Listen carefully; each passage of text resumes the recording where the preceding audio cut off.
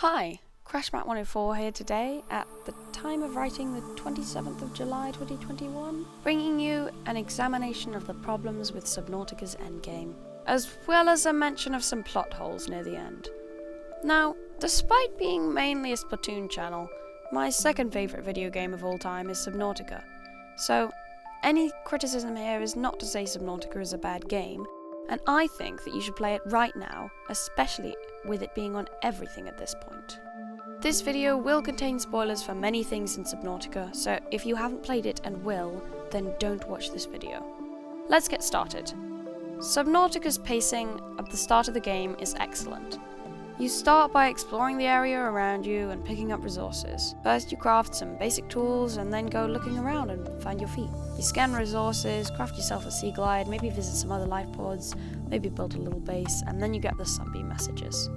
Or maybe you explore the Aurora first and then get the sunbeam messages. Or maybe you investigate the Degassi bases on the island. All these different storylines that you follow in the early to mid game are well written and also don't involve inconsistent pacing. Take, for example, the Degassi survivors storyline. First, you find the above ground bases on the islands, after being led there by Commander Keen's signal.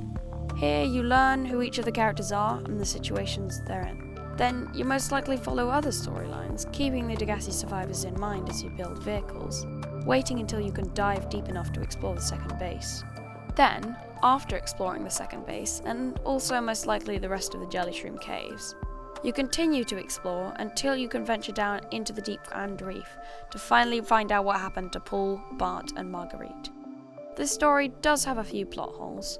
Why exactly did Marguerite decide that the only way to find a cure was to go deeper?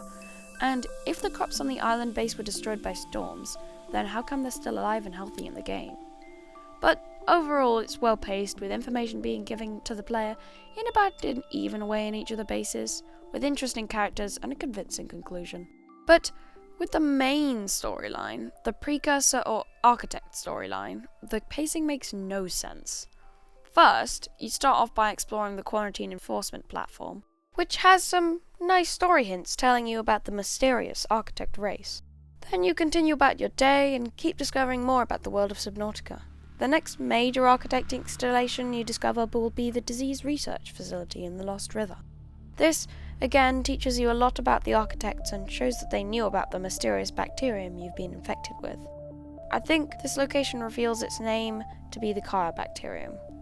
It's a bit of a large dump after no more info on the architects for a very long time after exploring the QEP, but it doesn't feel majorly out of place. It feels like the game will continue giving you lore at this pace and you still have plenty of gameplay left. But then, usually after building a base in the Lost River, kitted out with everything you need, and filling your vehicles chock full of upgrades, you head down into the inactive lava zone.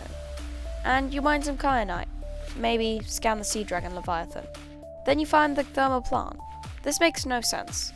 Why, after many hours of gameplay in between the QEP and the disease research facility, are we presented with the thermal plant after such a short time?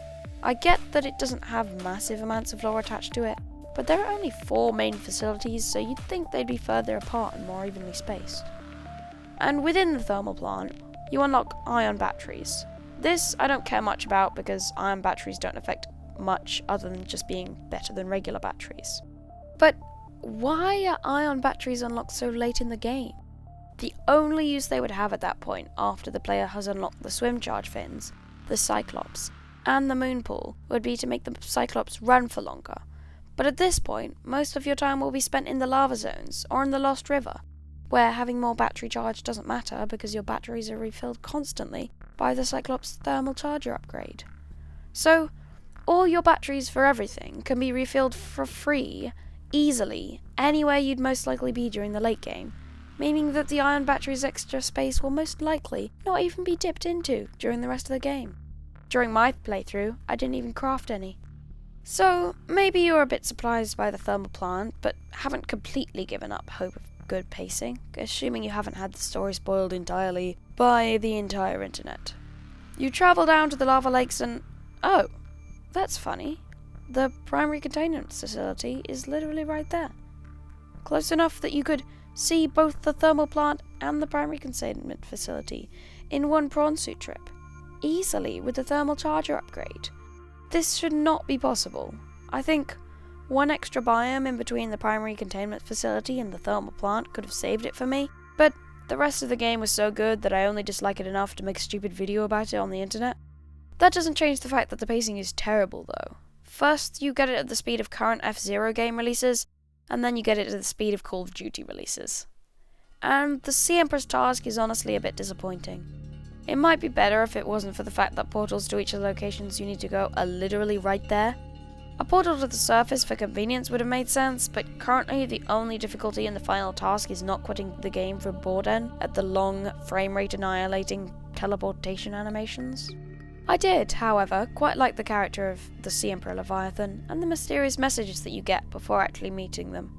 It felt quite magical watching the Sea Emperor Leviathan's baby swimming out in the void, hopefully not to be immediately rammed to death by a ghost Leviathan.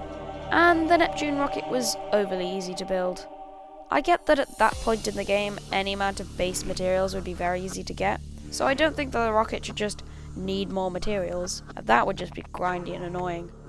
I quote Joseph Anderson's excellent Subnautica critique here, and I'll put a link to his video in the description, but there could be more interesting Neptune-specific resource collection methods.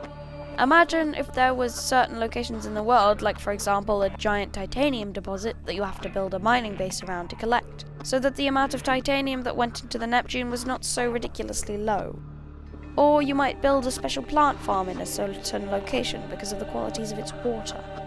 These examples may be stupid, but I'm sure there is some way to make building the Neptune rocket more interesting. Ways that show how you've mastered the game in its locations.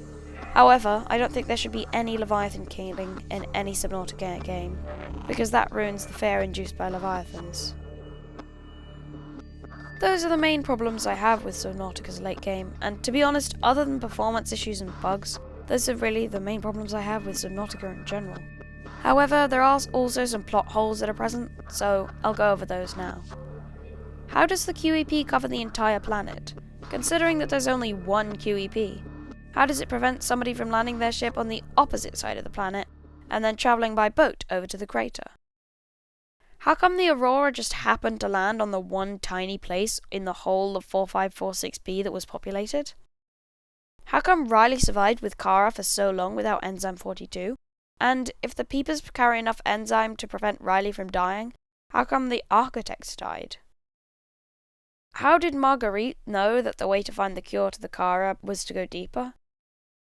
And finally, why did it take so long for a rescue mission to be sent to the Degassi when the Sunbeam comes to rescue you so soon after the crash? And that's all I have to say on this topic. Don't let this stop you from playing Subnautica if you haven't already, and ignore the spoiler warning. It's the best single player game I've ever played. Noritakuru, Tentakuru!